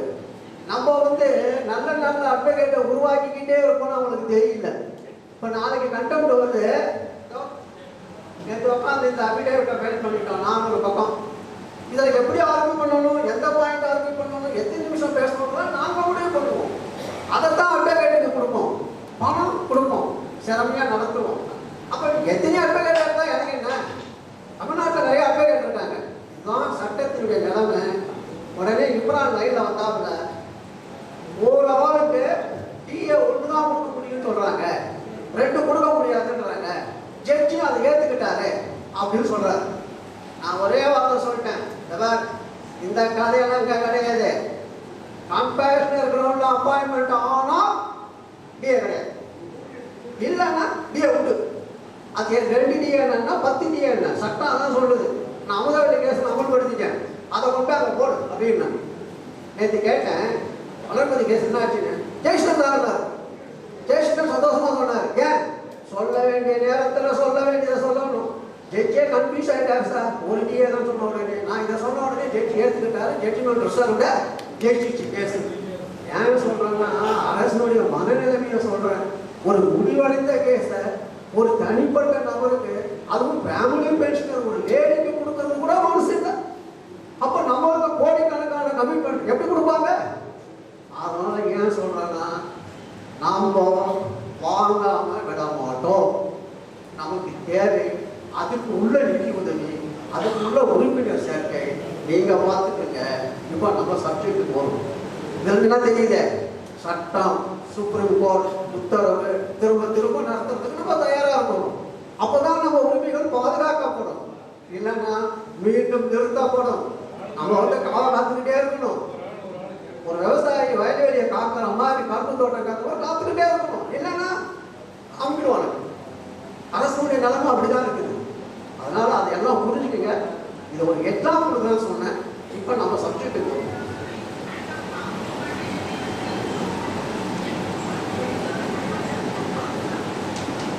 இது ஏன் சொன்னா ஒற்றுமையுடைய அவசியம் என்ன? நம்ம ஏன் ஒற்றுமையா இருக்கணும்? நம்ம எப்படி கேஸ் நடத்தணும்? எப்பவுமே விழிப்புணர்வு வேணும். அதுக்காக சொன்னேன். நம்ம சப்ஜெக்டுக்கு வரலாம். டிஏ வாங்கியாச்சு, எல்லாருக்கும் தெரியும். இப்போ வரக்கூடிய டிஏ அரசு ஏற்றலன்னு வச்சுங்க. இப்போ நான் அதை கேட்க மாட்டேன். ஏன் கேட்க மாட்டேன் தெரியுமா? அதை போய் கேட்கலாம், அப்போ வச்சுக்கலாம். டிஏ அறிஞர் வாங்கணும். இப்போ நம்ம ஓட்டு 10 வருஷம் அறிஞர் வாங்கணும். நல்லா கவனிங்க. அரசுடைய நிலைப்பாடு இப்போ என்ன தெரியுமா? அரசுடைய நிலைப்பாடு நல்லா கவனிங்க. சுருக்கமாக சொல்றேன், டீட்டெயிலாக சொன்னா உங்களுக்கு கஷ்டமா இருக்கும். 30/1/2025 அரசு கண்டம்ல ஒரு அபிடேவிட் தாக்கல் பண்றாங்க, பிரமாண பத்திரம். அதுல என்ன சொல்றாங்க? 3028 கோடி டிஏ அரியர் உண்டு, 881 கோடி ஆனுவல் கமிட்மெண்ட் சொல்றாங்க. நான் சொல்லல. இந்த உத்தரவு 1147 நல்லா புரிஞ்சுங்க. நம்ம உத்தரவு 1147 தான் பிரதான வழக்கு. சும்மா மாற்றுச்சங்கங்கள் போடுறப்போ நமக்கு தேவையான டைம் வேஸ்ட். 1147 of 2020 வழக்கு தான் உச்ச நீதிமன்றத்தில் கியூரேட்டிவ் வரைக்கும் டிஸ்மிஸ் பண்ணியிருக்கோம். அதனுடைய விலைக்கு தான் நம்ம வாங்குறோம். அந்த வழக்கினுடைய அடிப்படையில் இந்த உத்தரவை அமல்படுத்துறதுக்கு நல்லா புரிஞ்சுக்கங்க. 30/1/2025 முத ஒரு 15 கோடி கொடுத்து பிப்ரவரியில் ஏற்றினாங்கல்ல, அப்போ ஒரு அபிடேவிட் தாக்கல் பண்றாங்க. அதை ஏன் இப்போ சொல்றேன்னா, நாளைக்கு ஹியரிங்ல அது எப்படி நம்ம ஆர்குமெண்ட் பண்ண போறோம். அதுல என்ன சொல்றாங்க? 3028 கோடி அதிகாரத்தார்கள் அரசு சொல்லுது. பாயிண்ட் 1. ரெண்டாவது, திரும்ப 3/4/25 திரும்ப அரசு சொல்லுது. அதுக்கப்புறம் 8/8/25 அரசு சொல்லுது. 3 அபிடேவிட்ல அரசு என்ன சொல்லுது? அரியர் 3028 கோடி, அரியர் 3000, 3 தடவை பிரமாண பத்திரம் தாக்கல் பண்றாங்க. பிரின்சிபல் செக்ரட்டரி கையெழுத்து போட்டு உச்ச நீதிமன்றத்தில் கியூரேட்டிவ் பெட்டிஷன்ல தாக்கல் பண்றாங்க, எஸ்எல்பில தாக்கல் பண்றாங்க. நல்லா கவனிங்க. 5 கட்டங்கள்ல அரியர் 3020, அதை 881 கோடி நம்ம வாங்கிட்டோம், ரெகுலர் கமிட்மெண்ட் வாங்கிட்டோம். இந்த 5 தடவை அரசு கோர்ட்ல தாக்கல் பண்ணிட்டு, சுப்ரீம் கோர்ட்லையும் தாக்கல் பண்ணி தோத்துட்டு 12வது மாசம் போன டிசம்பர்ல கியூரேட்டிவ் பெட்டிஷன் டிஸ்மிஸ் ஆயிடுச்சு. தோத்து போச்சு அரசு. நம்ம என்ன நினைச்சோம்? டிஏ அப்டேட் ஆயிடுச்சு பண்ணிட்டாங்க. ஒரு பார்த்து வா, நம்ம என்ன எதிர்பார்த்தோம்? பிப்ரவரியில அரியர் கொடுப்பாங்க. ஏன்னா எல்லாரும் சொல்லிக்கிறாங்கல்ல, அதுக்கு பேர் என்ன தெரியுமா? அக்செப்டட் லயபிலிட்டி சொல்லுவாங்க. ஏற்றுக்கொண்ட சுமை. அது ஏற்றுக்கிட்டாங்கல்ல, கொடுத்துருவாங்க அப்படின்னு ஒரு எதிர்பார்ப்போட இருக்கணும். அதான் இப்படி ஆன்டிசிபேஷன். அப்போ பணம் இல்லைன்னு அரசு சொன்னாங்க, நாங்கள் இன்ஸ்டால்மெண்ட் கொடுங்க. நமக்கு எய்ம் எவ்வளோ இன்ஸ்டால்மெண்ட் ஒன்றாலும் எடுத்துக்கோங்க. 12, 24, 36, 48, 36, 3600 கோடி வருது. 3637 கோடி நமக்கு வரக்கூடிய பென்ஷன் அறிக்கை நான் சொல்லலை, அரசு தாக்கல் பண்ணிக்கணும். 3637 கோடி 97,000 பென்ஷனருக்கு கடைசி அபிடேவிட்டை தாக்கல் பண்ணுது. எதிர்பார்த்த இந்த நேரத்தில் அரசு என்ன பண்ணுது? திடீர்னு ஒரு குற்றத்துக்கு போடுது. என்ன தெரியுமா போடுது? அரியர் தான் கொடுக்கணும்னு ஆர்டர் கிடையாது. அரியர் தான் கொடுக்கணும்னா ஆர்டர் கிடையாது. சொல்றாங்க ரிட்டர்ன்ல எப்போ இந்த பிப்ரவரி மாதம் தாக்கல் பண்ணிட்டாங்க. அரியர்லாம் ஆர்டர் கிடையாது, நான் கொடுக்க மாட்டேன். கவர்மெண்ட்ல ஒரு ரூல் இருக்குது, பென்ஷன் ரூல். அதுல என்ன சொல்றதுன்னா டிஏ கிடையாது, பென்ஷன்லாம் டிஏ கிடையாது. இந்த 2 பிரதான வாதத்தையும் வச்சுக்கிட்டு அரசு பிப்ரவரி மாதம் எதிர்வினையாற்றுகிறது. இது வரைக்கும் உண்டு சொன்னவங்க பிப்ரவரியில் யூட்டர்ன் போட்டுட்டு கிடையாதுன்றாங்க. இதுதான் இன்றைய நிலைமை, பிரசன்ட் பொசிஷன். உடனே நீங்க எல்லாம் கேட்கலாம், அப்ப அறிவு இல்லையா? வாங்குவோம். அந்த நம்பிக்கையை 100% நான் உங்களுக்கு உத்தரவாதம் தரேன். உடனே கௌரவ பிரச்சனை, நீ கொடுக்குறேன்னு சொல்லிவிட்டு இப்ப இல்லைன்னு சொல்லுவியா? எங்கெங்கெல்லாம் சொல்லிக்கிறேன், உச்ச நீதிமன்றத்தில் கியூரேட்டிவ் வரைக்கும் சொல்லிக்கிறேன். கௌரவ பிரச்சனை. இப்போ நம்ம அந்த அரியர் வாங்குவது ஏனாம் இல்லை, பிச்சை இல்லை, நம்மளுடைய உரிமை. அது 97,000 பேருக்கும் அந்த 3637 கோடியும் நாம் வாங்கி தருவோம். எப்படி வாங்கி தர போறோம், எப்படி ஜெயிக்க போறோம்ன்றத இப்போ நம்மளுடைய நெக்ஸ்ட் பார்ட். அதை தான் நம்ம பிரதானமாக இப்போ ஃபோக்கஸ் பண்ணுறோம். நாளைக்கு ஹீரிங் வருது, அதுக்கு நம்ம என்ன நடவடிக்கை எடுக்கிறோம், எப்படி எடுக்க போகிறோம் அப்படின்றத நம்ம இப்போ பேசணும்.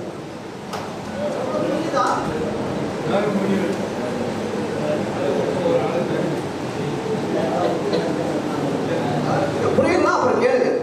இப்போ நம்ம கிட்ட ஒரு சிஸ்டம் இருக்கு. ஹைகோர்ட்ல 3 மாசத்துக்கு ஒரு தடவை ஜட்ஜி மாறிடுவாங்க. இப்ப எல்லாம் ஒரு கேள்வி கேட்டாங்க, முடக்கா கூட பதில் வந்தது வாட்ஸ்அப் இருக்கிறதுனால எல்லாருக்கும் ஒரு மெசேஜ் போடுறாங்க. ஏன் சுப்ரீம் கோர்ட்டுக்கு போகணும், ஏன் டிஆர் வாங்கவில்லை, ஏன் இப்படி ஒரு ஆள் வாங்குறீங்க அப்படின்னா கேள்வி வந்தது. அதெல்லாம் சட்டப்படி தெரியாம செய்யற நடவடிக்கைகள். சட்டம் என்ன சொல்றது அதுபடிதான் நம்ம போகணும். 3 மாசத்துக்கு ஒரு தடவை ஜட்ஜி மாறுறதால நமக்கு இந்த அதிகாரம் வாங்க முடியும்.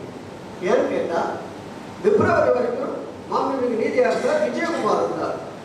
அவர் டிஏ கொடுக்கணும்னு சொல்லிட்டார், அரியர் உண்டுன்னு சொல்லிட்டார். ஆனா துரதிருஷ்டவசமா அவர் பீரியடு முடிஞ்சிச்சு, பிப்ரவரி முடிஞ்சிச்சு. அதுக்கப்புறம் பிப்ரவரியா மார்ச் வரும். மார்ச் வந்த உடனே ஜட்ஜி மாறிட்டாங்க. இப்போ நீதிபதி ஸ்ரீமதினு வந்திருக்காங்க. அவங்க புதுசு இப்போதானே வந்திருக்காங்க, ஃபர்ஸ்ட் டைமு, அவங்களுக்கு தெரியாதுல்ல. உடனே ரவீந்திரன் என்ன பண்ணிட்டாரு, எலெக்ஷன் நடக்குது, எனக்கு 1 மாதம் டைம் கொடுங்க வாங்கிட்டாங்க. கேஷுவலா தள்ளி போட்டாங்க. அது இவங்களுக்கு மிகுந்த கோபம். ஜட்ஜி மாறின உடனே கவர்மெண்ட் 1 மாதம் டைம் ஆகுது. கொஞ்ச நாளைக்கு வருது, நாளைக்கு வந்து இன்னும் 1 மாதம் டைம் ஆகுவாங்க. அதுக்குள்ள என்ன ஆயிடும், இவங்க பீரியட் முடிஞ்சிடும் 3 மாதம். ஒரு மணி அடுத்த ஜட்ஜி வருவாங்க. ஆஹா, கவர்மெண்ட் உஷாரா பண்ணுது, ஏமாத்துது. இதுக்கு இடையில எனக்கு ஒரு நியூஸ் கிடைக்குது. ஒரு நண்பர் சொன்னார், கவர்மெண்ட் வாய்தான்னு உங்களை இழுக்க போகுது, எவ்வளோ தூரம் இவங்க செலவை சமாளிக்கிறாங்கன்னு பார்ப்போம். நம்ம 2 சீனியர் கொண்டு வச்சுக்கிறோம், ஒரு ஹீரிங்கு 3 to 4 lakhs செலவு பண்ணுறோம். அரசனுடைய எண்ணம் எப்படி இருக்குது பாருங்க. நம்ம வாய்தாவா வாங்குவோம், இவங்க எப்படி செலவு பண்ணுறாங்கன்னு பார்ப்போம். ஓஹோ அப்படியா, சரி நம்ம யோசனை பண்ணோம். உடனே என்ன பண்ணோம், உச்ச நீதிமன்றம் சொல்றோம். யாரும் நம்ப மாட்டீங்க, உச்ச நீதிமன்றம் போகிறதுக்கு கோவை பேரவை ராஜாராமன் சொல்லிட்டு உடனே சுப்ரீம் கோர்ட்டுக்கு போகிறோம். இப்போ சொல்கிறேன், ஹைகோர்ட்ல அதிகார வழக்கு லூப்ல மாட்டிச்சு. லூப் என்ன தெரியுமில்ல, சுத்தி சுத்தி வாங்கிக்கிட்டே இருக்கும், வெளியே வராது, சிக்கல மாட்டிக்கும். இதை வந்து முறியடிக்கணும்னா முதல் சுப்ரீம் கோர்ட்டுக்கு போய் மெரிட்ல ஆர்டர் வாங்க முடியாது, இந்த கண்டெம்ப்ட சீக்கிரம் முடி அப்படின்னு ஒரு ஆர்டர் வாங்கிட்டு வரும் அப்படின்னு சொல்லி முடிவெடுத்தோம். உடனடியாக டெல்லி போனோம். நம்ப மாட்டீங்க, போன மண்டே டெல்லி போனோம், அடுத்த மண்டே கேஸை கொண்டு வந்துட்டோம், ஆர்டர் வாங்கிட்டோம். நல்லாவே ஆர்டர் வாங்கிட்டு வரோம். நம்ம என்ன எதிர்பார்த்தோம், 2 விதமாக வரலாம். சுப்ரீம் கோர்ட் என்ன சொல்ல சில நேரங்களில் நல்லா கவனிச்சுக்கோங்க, போகும்போது டெல்லி போகிற நேரத்தில் அவசரம் மாதிரி என் ஃப்ரெண்டு ஒரு அட்வொகேட் அவன் எனக்கு ஃபோன் பண்ணி, நான் பேர் சொல்ல விரும்பல, சார் நான் இப்போ சுப்ரீம் கோர்ட்டுக்கு போறீங்க? ஆமாம் போகிறேன். அதெல்லாம் போகாதீங்க சார், சிக்கலாயிடும் அப்படின்னு. அது சிக்கலாகலையே நான் பார்த்துக்கிறேன், நீங்கள் முதல்ல அட்வைஸ் பண்ணுற நிப்பாட்டு கட் பண்ணிட்டேன் போகணும் கிளம்புற நேரத்தில். ஏன்னா ஒரு அட்வொகேட்டு. ஆனால் டெல்லி போனோம், 2 விதமான தீர்ப்பு வரும். என்ன சொல்லுவாங்க தெரியுமா, இங்கெல்லாம் நீ வரக்கூடாது, நீ அங்கேயே பார்க்கணும் அப்படின்னு சொல்லிட்டு ஒரு விதம், அதுக்கு பேர் டிஸ்மிசல். இன்னொரு விதம், இந்த கண்டெம்ப்ட சீக்கிரம் முடி, இந்த கண்டெம்ப்ட நான் எதிர்பார்த்தது அதானே, சுத்திக்கிட்டே இருக்கக்கூடாது, சீக்கிரம் முடி அப்படின்னு எனக்கு உத்தரவு கிடைச்சா போதும். ஆனால் கடவுளுடைய அருளால நமக்கு உச்ச நீதிமன்றம் நம்மளுடைய திறமையான வாதத்தை 2 நிமிஷம் தான் நடந்தது சார், 2 நிமிஷம் தான், ஒரே நிமிஷம் தான் ஆர்குமெண்ட், only 1 minute தெளிவாக சொல்லிட்டாரு கிரி. हमारी SLP dismiss, review petition dismiss, curative petition dismiss, எல்லாமே ரொம்ப பென்ஷனர் சஃபர் ஆகுறாங்க. கவர்மெண்ட் வந்து கொடுக்காம ஏமாத்திக்கிட்டே இருக்கு. ஆனால் கொடுக்குறேன்னு அஃபிடேவிட் தாக்கல் பண்ணிக்கிறாங்க. இந்த காமிச்சிட்டேன், தபா இந்த 3 டேட்டை காமிச்சேன். So many affidavits filed. நான் கொடுக்குறேன்னு சொல்லிட்டு கொடுக்க மாட்டேன்றாங்க. ஹைகோர்ட்டு ட்ராக் ஆன் பண்ணுதுனாங்க. உடனே டிக்ளேர் பண்ணிட்டேன், the High Court will ensure that the contempt petitions are taken up and disposed immediately. அது தமிழ் மீனிங் என்னன்னு கேட்டால், உயர்நீதிமன்றம் இந்த கண்டெம்ப்ட் பெட்டிஷனை உடனடியாக எடுத்து விரைவாக இது பண்ணணும். வெற்றி எதிர்பார்த்தது இதுதான். டிஆர்ஏ கேட்கல, அது சுப்ரீம் கோர்ட் தலையிட முடியாது. ஆனால் உரிய நேரத்தில் உரிய முடிவெடுத்து இந்த ஆர்டரை வாங்கி வந்து வச்சுட்டோம், அந்த ஆர்டரை சப்மிட் பண்ணிட்டோம். நீங்கள் நம்ப மாட்டீங்க, நேற்று 4 மணிக்கு, வெள்ளிக்கிழமை 4 மணிக்கு, எல்லாருக்கும் தெரியும் மே 1ஆம் தேதி ஹைகோர்ட் லீவு.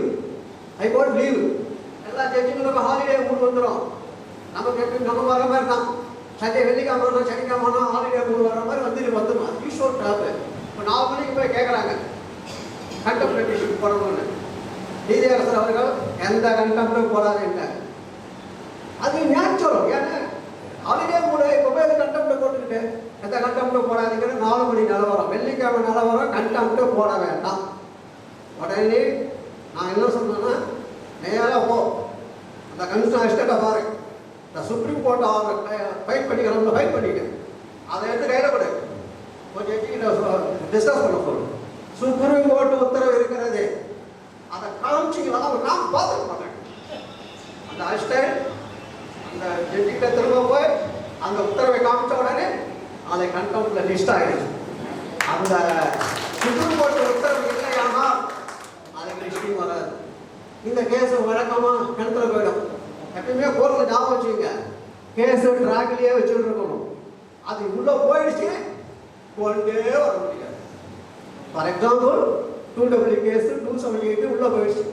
நான் அதை கொண்டு வர முயற்சி பண்ணலை. ஏன் தெரியுமா? அரியரை வாங்கிடுவோம், அரியரை வாங்கிட்டு அப்புறம் அதை கொண்டு வரலாம்னு நினைச்சேன். ஸோ இந்த உச்சநீதிமன்ற தீர்ப்பு 1 டே லிஸ்டிங் வருவதற்கு கூட நமக்கு உதவி இருக்கிறது. இந்த தீர்ப்பு நமக்கு என்ன பலன் கிடைக்கும்னு சொன்னால், நேற்று நான் அட்வொகேட்டை சொல்லிட்டேன், தபா என்ன பண்ணுவீங்கன்னு தெரியாது, ஹீரிங் அதிகமாக போகக்கூடாது, ஜூன் மாதம் இம்ப்ளிமெண்ட் ஆகும். ஏன்னா ஜூன் வந்து முடிஞ்சு போதும். சப்போஸ் ஆகலைன்னு சொன்னால் அடுத்த 3 மாதம் ஜட்ஜி மாறுவாங்க. அந்த 3 மாதத்தில் வாங்கி ஆகணும். தெளிவாக சொல்லுங்க, டிஏ தரையா இல்லைன்னு சொல்றேன். இந்த பெட்டு ஒன்று துண்டுறா நான் பேசுறேன். உடனே ஒருத்தர் கேட்டாங்க, என்ன சார் இல்லைன்னு சொல்லிட்டா என்ன சார் பண்றதுன்னு. அதைத்தாங்க நான் எதிர்பார்க்கிறேன். இல்லைன்னு சொல்லி ஆர்டர் பண்ணினா உடனே சுப்ரீம் கோர்ட்டுக்கு போய் 3 மாசத்துல உங்களுக்கு பணம் பேமெண்ட் ஆயிடும். எத்தனை மாசம்? இங்க கெஞ்சணும், நம்ம இன்ஸ்டால்மெண்ட் கொடுக்கணும். 3000 கவர்மெண்ட் ரொம்ப டேக்கிள் பண்ணுவோம். அங்க சுப்ரீம் கோர்ட் அப்படி கிடையாது. சுப்ரீம் கோர்ட்ல ஒரு சிஸ்டம் இருக்கு, நல்லா தெரிஞ்சுக்கங்க. அது ஹைகோர்ட்ல கிடையாது. இங்க ஜட்ஜி மாறிக்கிட்டே இருப்பாங்க, அதெல்லாம் சிக்கல் வந்துக்கிட்டே இருக்குது. சுப்ரீம் கோர்ட்ல அப்படி கிடையாது. நம்ம வழக்கை 24 யார் நடத்தினார்? பாம்படிகாந்த நரசிம்மன் மாநில நீதிபதி. 28 யார் நடத்தினார்? அவர் தான். ரிவ்யூ யார் நடத்தினார்? அவரே தான். எல்லாம் அவர் தான். இப்போவும் அவர் தான். சுப்ரீம் கோர்ட்ல சிஸ்டம் என்னன்னு கேட்டீங்கன்னா, ஒரு தடவை இந்த கேஸை யார் நடத்தினாங்களோ அவர்கிட்ட தான் இந்த கேஸ் போகும். இப்போ கண்டெம்ட்ல முந்தி கெஞ்சுவோம், நாளைக்கு கெஞ்ச மாட்டோம். கொடுக்குறியா கொடுக்குறீ உண்டுன்னு சொல்லி இல்லைன்னு சொல்லு. இப்படித்தான் நம்மளுடைய ஆர்குமெண்ட் நடக்கும். ஏங்க நம்ம இல்லைன்னு சொல்லிட்டீங்கன்னா ரொம்ப ஹாப்பி, உண்டுன்னு சொல்லிட்டீங்கன்னா அது ஒரு ஹாப்பி. நம்ம 2 பக்கமும் மற்ற மாதிரி சாதகமாக வச்சிருக்கிறோம். டெஃபினட்டா இந்த டிசம்பருக்குள் நம்மளுடைய டிஏ முழுமையாக கிடைக்குமா இல்லை இன்ஸ்டால்மெண்ட் கிடைக்குமா என்ற ஒரு பிரச்சனைக்கு நிச்சயமாக நாம் கோவை பேரவை முடிவு கட்டும். உங்கள் அனைவருடைய ஒத்துழைப்புடன் ஆசீர்வாதத்துடன் நிறைவேற்றப்படும். இதில் 100% உத்தரவாதம் அளிக்கிறது. 99.99 இல்லை, 100%. அனைவருக்கும் அரியர் வரும், அரியர் வரும். அவ்வளோ 2-3 லட்சத்திலிருந்து 15 லட்சம் வரைக்கும் வரும். கவலைப்பட வேண்டாம். 3035 கோடி வாங்கியே தீர்வோம். அதுக்கான வழிமுறை இந்த உச்சநீதிமன்ற தீர்ப்பு ஏற்படுத்தி இருக்கிறது. எனவே கண்டெம்ட் வேகமாக நடக்கும். இங்கே நடக்குதா அங்கே நடக்கும். ஆனால் இதில் பிரதான வாதம் என்ன தெரியுமா? கொடுக்குறேன்னு ஃபைல் பண்ணிக்கிறாங்கல்ல, அந்த டேட் 3 தேதி 31/3/4/8/8 தான் பிரதானம். இதை விடவே மாட்டேன். அதாவது சட்டம் என்ன சொல்றது, நீ இவ்வளோ பணம் கொடுக்குறேன்னு கோர்ட்டில் சப்மிட் பண்ணிட்ட, திடீர்னு வந்து இப்போ இல்லைன்ற அது எடுக்கூடாது. அது திறமையாக ஒர்க் பண்ணணும். திறமையான சீனியர் கவுன்சில் வைக்கணும். அதெல்லாம் நாங்கள் பார்த்துக்குவோம். நீங்கள் கவலைப்பட வேண்டாம். 100% அரியர் மேக்சிமம் இந்த டிசம்பருக்குள்ளே வாங்குறதுக்கு நாங்கள் அனைத்துமே இருக்கோம். மீண்டும் தேவைப்பட்டால் சுப்ரீம் கோர்ட்டுக்கு போவோம், வாங்குவோம். நன்றி, வணக்கம். அதுக்கு அடுத்த கட்டம் பேசுகிறேன்.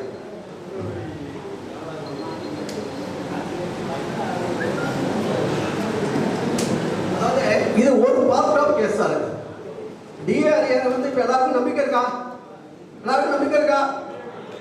எப்படி 10 வருஷம் டிஆ வாங்கலையோ அடுத்த மீட்டிங்கை போட போது சார் அரியர்லாம் வந்துச்சு, ரொம்ப ஹாப்பி. அதாவது போனஸ் மாதிரி அதுவும் அக்கௌண்ட்ல வந்து கொடுத்துரும், ரொம்ப ஹாப்பியாக இருக்கலாம். அதை முடிச்சிடும். ஒரு பார்ட் ஓவர்.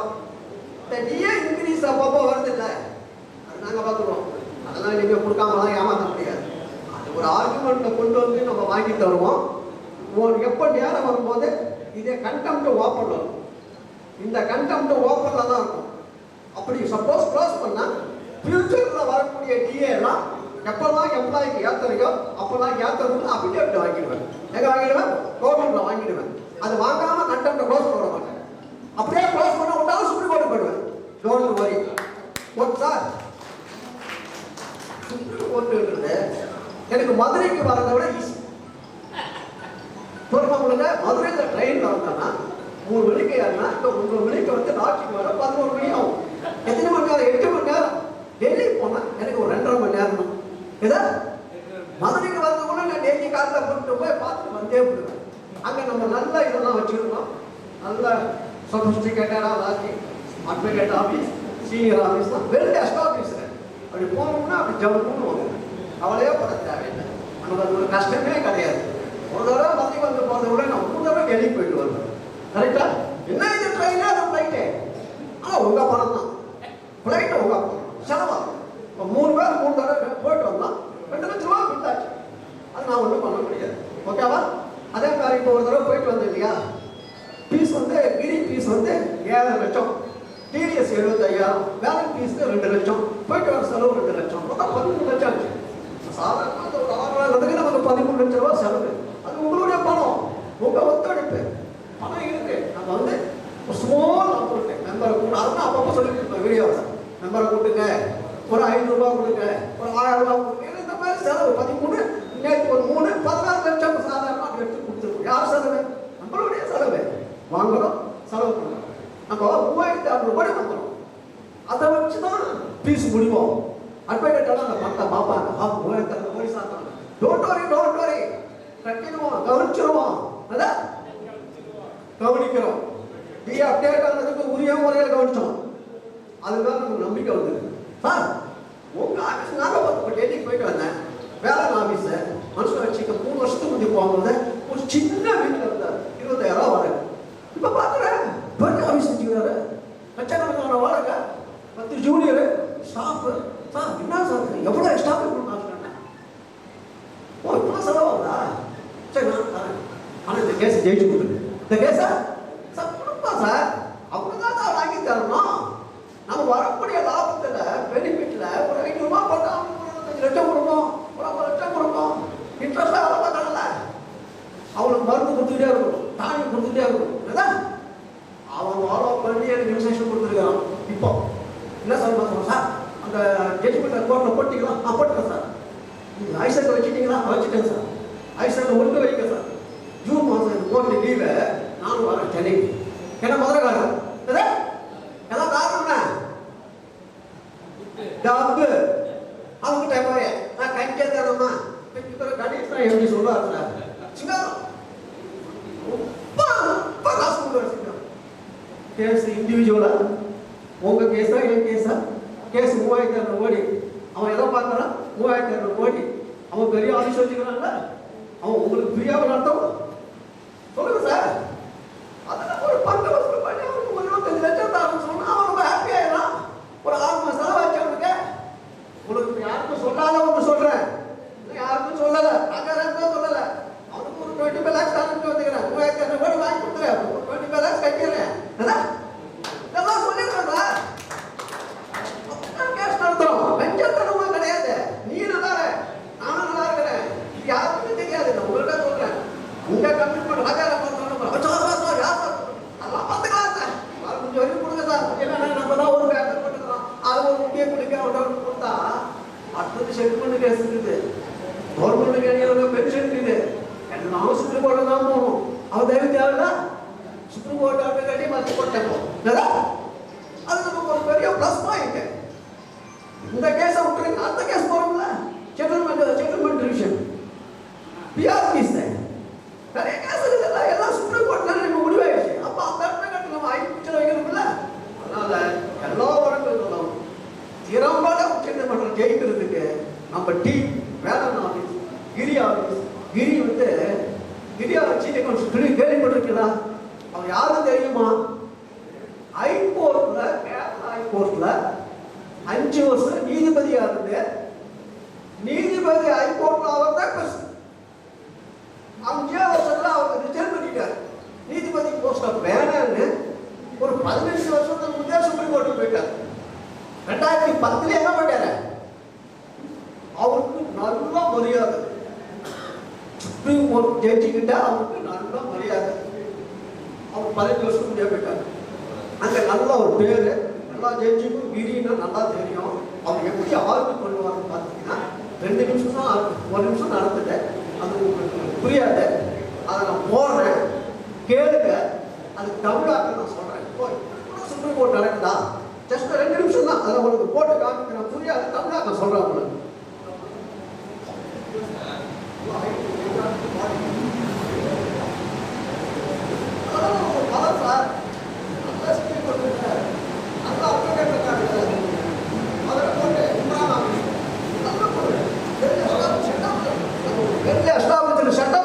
சார் யாரும் ஒன்றும் பண்ணிக்காதீங்க. நம்மளை ஜெயிக்கவே முடியாத அரசு எந்த கேஸ்லையும் நான் ஒன்று வாங்கணும்.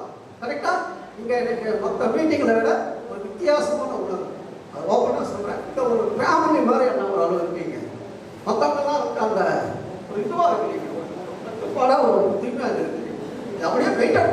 ஓகேவா?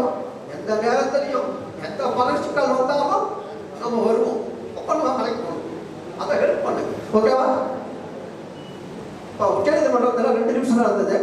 கிரி என்ன பேசுகிறார் அப்படின்ற ரெக்கார்டு இருக்குது, அதை போட்டு காமிக்கிறேன். உங்களுக்கு அது புரியல, தமிழ் சொல்கிறேன். ஆனால் பேசுகிற அந்த ஆக்ரோஷ், இந்த பேக், அதை மட்டும் கவனிங்க.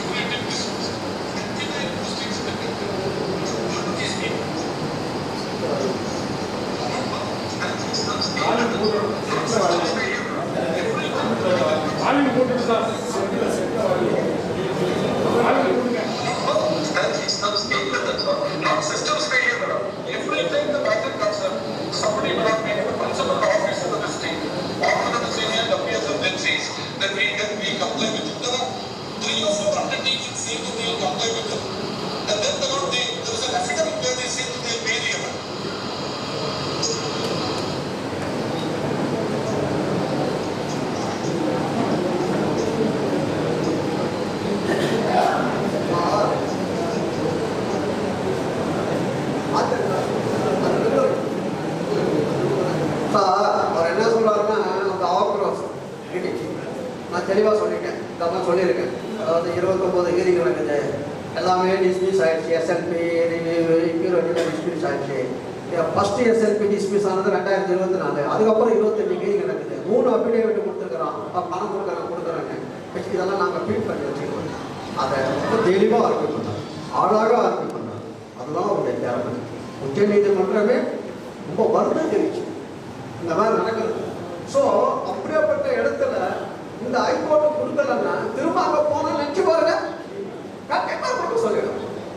இங்கே கொஞ்சம் பயப்படுறேன், அங்கே அப்படி கிடையாது. அடிச்சு பொறுப்பாங்க 3000 கோடியாவது 30,000 கோடியாவது, அதை பற்றி கவலைப்பட தேவை. ஓகேவா?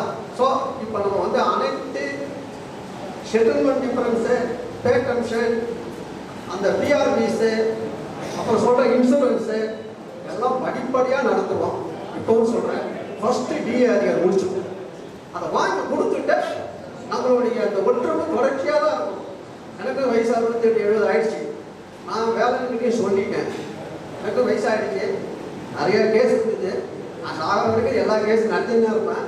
நானே இல்லை ஆனாலும் நான் போட்டு இந்த பேஸ் முதல்ல போட்டுக்கிறேன், அதை டேக் அவுட் பண்ணி நடத்துன்னு ஒரு உத்தரவாதமாக கொடுத்துட்டேன். இந்த கேஸ் நடத்துறதுக்கு ஒரு விதம் வேணும், ஒரு முறை வேணும். அது கொஞ்சம் நாங்கள் படித்து தான் பார்க்கணும், அது நான் எக்ஸ்பர்ட்டாக பண்ணணும். நான் என்ன சொல்கிறேனோ அதான் செய்வேன். அதனால் என் வாழ்நாள் முழுவதும் நான் உள்ள வரை அனைவருடைய பலன்களும் அரசுகளுக்கு இணையாக வாங்கி தரப்படும். அதை அனைத்தும் பிரிச்சு பண்ண வேண்டாம். ஓகேவா? முடிஞ்சிச்சு. சரி, அடுத்தது வரேன். இப்போ சார் ராமமூர்த்தி அவர்கள் ஒரு இது சொன்னார், செட்டில்மெண்ட்டில் நம்ம மெம்பர் ஆகணும், அந்த செட்டில்மெண்ட்டில் நம்ம பேசணும் அப்படின்னு சொன்னார். அதுக்கு நான் பதில் சொல்லிடுறேன். செட்டில்மெண்ட் என்பது சர்வீஸில் உள்ளவங்களுக்கு தான் 12 சர்வீஸில் உள்ளவங்களுக்கு தான் 12 செட்டில்மெண்ட். பென்ஷன் வந்து கொண்டு வர மாட்டாங்க, அது கிடையாது, எலிஜிபிள் கிடையாது. சரி, அப்படியே நீங்கள் எலிஜிபிள் கொடுத்தான்னு வச்சுங்க, அரசு கொடுத்தான்னு வச்சுங்க, நம்ம அங்கே போய் பேசுறது எடுபடாது.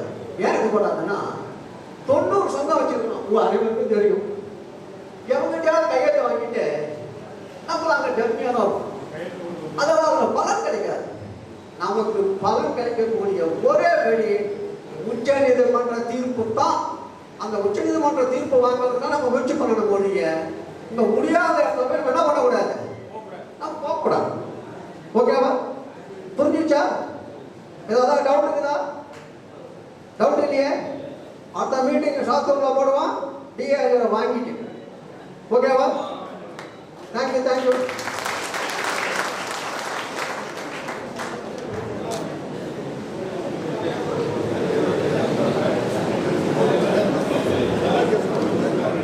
அனைவரும் பொறுப்பாளர்கள் தான். நாம் இணைந்து செயல்பட்டு ஒவ்வொருத்தரும் ஒருவர் 2 பேர் என்று புதிய உறுப்பினர்களை சேர்க்க வேண்டும்.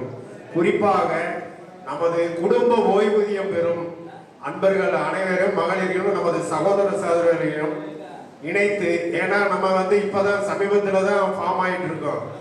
பழைய சங்கங்கள் 10 வருஷம் 15 வருஷமாக குடும்ப உறுப்பினர்களை சேர்த்திருக்காங்க. அவங்களெல்லாம் நமது கோரிக்கைகள், நமது டிஏ உயர்வு, அரியர் பெறுறது, மேலும் பல நன்மைகள் கிடைக்கிறதெல்லாம் சொல்லி விளக்கம் சொல்லி, கிராமத்தில் இருந்தாலும் சரி நகரத்தில் இருந்தாலும் சரி நாமெல்லாம் அணுகியிருந்தால் இன்னும் உறுப்பினர்கள் சேருவாங்க, சந்தா வரும், வழக்கு நிதியம் வரும்.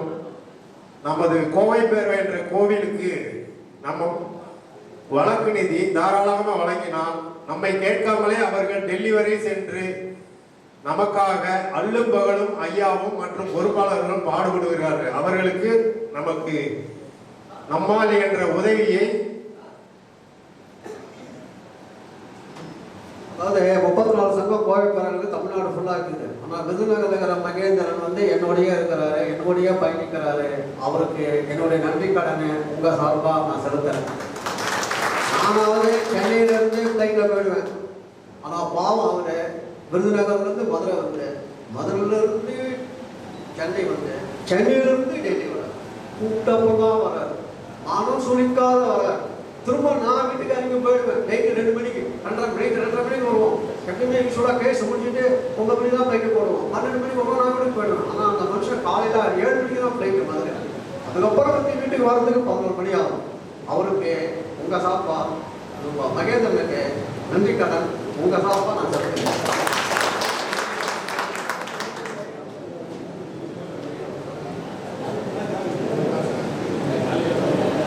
வாழ்வோடு சிங்காரம் சார் அவர்களுக்கு ஒரு சின்ன வேண்டுகோள். நமது தொழிலாளிகள், நமது ஓய்வு பெற்ற தொழிலாளர்கள் ஒரு சில பேர் ஒரு சில சந்தேகத்தில் உட்கார்ந்துருக்கிறாங்க. ஒரு சில நிமிடத்தில் அவங்களுடைய சந்தேகத்தை தீர்த்து வைக்குமாறு அன்போடு கேட்டுக்கொள்கிறேன். முதலில் ஒரு அன்பர்.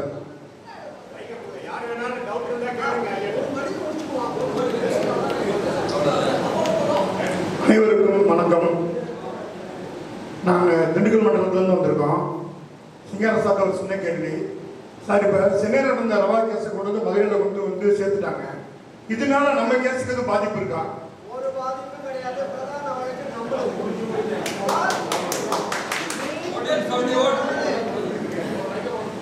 நல்லா புரிஞ்சுக்கிங்க. அதாவது இதை உங்க லாங்குவேஜில் சொல்லணும்னா பச்சையா இருக்கும். தப்ப நடிகர்லாம் சொல்றேன், சொல்லிட்டு தான். ஏன்னா அவன் பண்ற அட்டகாசம் அப்படி இருக்குது. நம்ம பொண்டாட்டி அவன் வைப்பாட்டி.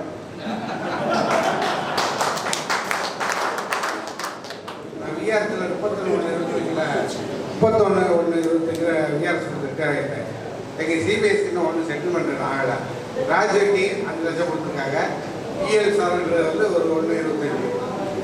பென்ஷனுக்கு ஒன்று இது வரல. கேட்டால் இன்னும் ஒன்று ஆர்டர் வரலைன்றாங்க. சார் அது கொஞ்சம் லேட்டஸ்ட் ஃபார்ம் ஆகல. 1000 ரூபா 2000 தான் பெருசாக எதிர்பார்க்காது. ஆனால் கைட்லைன்ஸ் வரல. ஒரு பென்ஷன் வரும், அது வந்ததுக்கப்புறம் தான் தெரியும், உங்களுக்கே தெரியும். அதெல்லாம் இந்த கவர்மெண்ட்டில் ரொம்ப அந்த கவர்மெண்ட் தான் போடுவான். ஒரு மினிமம் பென்ஷன் 1000 ரூபா 2000 ரூபா 3000 ரூபா 5000 ரூபா அரசுடைய பாலிசி. அரசுடைய அதை நீங்கள் சேலஞ்ச் பண்ணவும் முடியாது. அவன் என்ன கொடுக்குறாங்களோ அதை வாங்கி. ஆனால் அது பெரிய அமௌண்ட் வருங்க. இப்போ டெவலப் பண்ணிட்டு பண்ணிட்டு வீணாக்கிறாரு. டெபாசிட் பண்ணி ஒரு வட்டி அதை வச்சு கொடுக்கணும். அதுதான் அட்வைஸ். ஓகேவா? வேற யாருக்காவது ஏதாவது சந்தேகம் இருக்கா?